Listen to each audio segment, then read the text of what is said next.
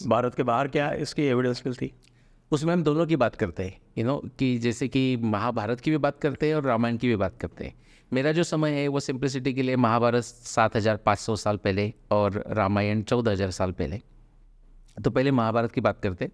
आपको पता होगा मेगास्थेनेस ने इंडिका लिखा, अभी तो उपलब्ध है ही नहीं वो, लेकिन उनके बीच बाद में जो लोग हो गए लाइक क्या नाम उनका, प्लिनी एक था, स्ट्रैबो, वो क्रॉस रेफरेंस करते हैं इंडिका को, और उनका जो वर्णन आता है उसमें मेगास्थेनेस कहते हैं।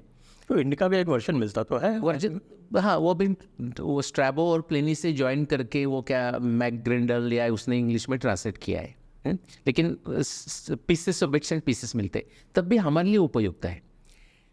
मेगास्थेनेस कहते हैं कि भारत में जब आए या भारत का उन्होंने इन्फॉर्मेशन लिया कि भारत के पास उनके समय से जो हम अज्यूम करते हैं 300 BC, उसमें भी प्रॉब्लम है। उसमें तो भारी प्रॉब्लम है क्योंकि अलेक्जेंडर का वर्णन हमारे यहाँ तो हमारे ग्रंथों में है ही नहीं है, जीरो। हाँ, तो ठीक है, वो भी जस्ट हमारे डिस्कशन के 300 BC ले लो, अलेक्जेंडर का समय। तो वहाँ अभी तो कई लोगों ने तो ये दिखा दिया है, विशेषकर वेदवीर आर्य ने तो दिखाया कि 1381 ईयर्स क्लियरली मिसिंग है।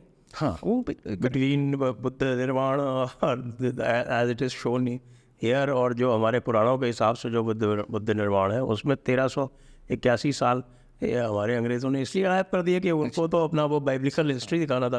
बाइब्लिकल क्रोनोलॉजी उनके लिए ज़्यादा इंपॉर्टेंट है। वो मुझे इतना डिटेल पता नहीं, मैं वेदव्यास जी के पढ़े, लेकिन मेरा उनके साथ ये प्रॉब्लम है कि उनका अभ्यास अच्छा है, एपिग्राफी का बहुत उनका कलेक्शन है। एपिग्राफी भी मैं बात करूँगा। एपिग्राफी मीन्स कोई तो एक हार्ड ऑब्जेक्टिव एविडेंस मिला ऐसा लोग सोचते हैं। आई असर्ट, मैं ऐसा एक कहता हूँ बिकॉज मैं एविडेंस के साथ दिखा सकता हूँ कि वो हमारा जो लिटरेरी एविडेंस है उससे कोई अलग नहीं है।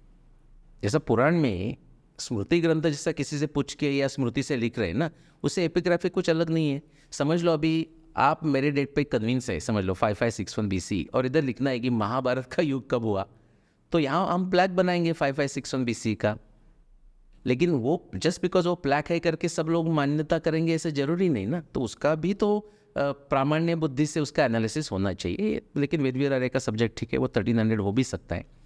तो मेगास्थेनेस कहते हैं कि भारत के पास जीनियोलॉजी में 100 एंड कुछ 39 जनरेशन्स की बात करते हैं वो लोग, और एक अप्रॉक्सीमेटली मैं बोल रहा हूँ 7,000 साल की बात करते हैं या 6,000 साल की बात करते हैं ना। उसमें ये भी कहते हैं कि बक्कस से लेके 13 जनरेशन के बाद हेराक्लिस हुए ना। ये नाम इंडियन नाम है लेकिन उनको नहीं आते करके, जैसा हमारे यहाँ सॉक्रेटिस का सुक्रांत हो जाता है, सिमिलरली हमारे नाम को उन्होंने उल्टा कर दिया है।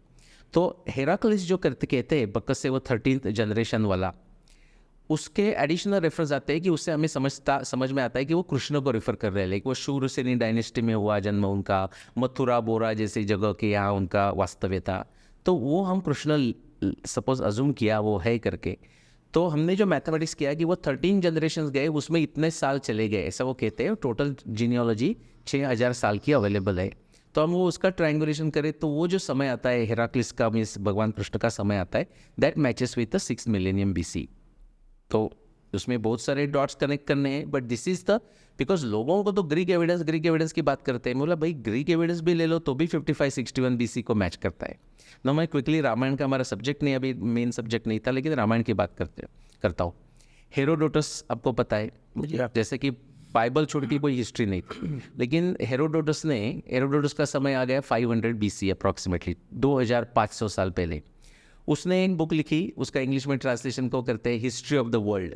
तो उसके लिए वर्ल्ड मीन्स वो मेडिटेरेनियन था और इजिप्ट था, ठीक है।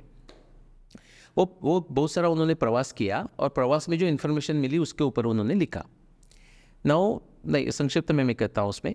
तो वो जब इजिप्ट में गए तो उधर का आप ट्रैवल गाइड कह सकते हैं, उसने उनको एक जगह लेके गए और उन्होंने दिखाया there are 341 statues of kings, 341। या और हमारे दर्शकों के लिए मैं कह दूं कि हेरोडोटस का जो हिस्ट्री ऑफ द वर्ल्ड है उसमें बुक नंबर 2 चैप्टर नंबर 136 से लेके 142, उसमें से स्पेसिफिकली चैप्टर 141 142 जिनको जाके चेक करना है मैं क्या बता रहा हूँ।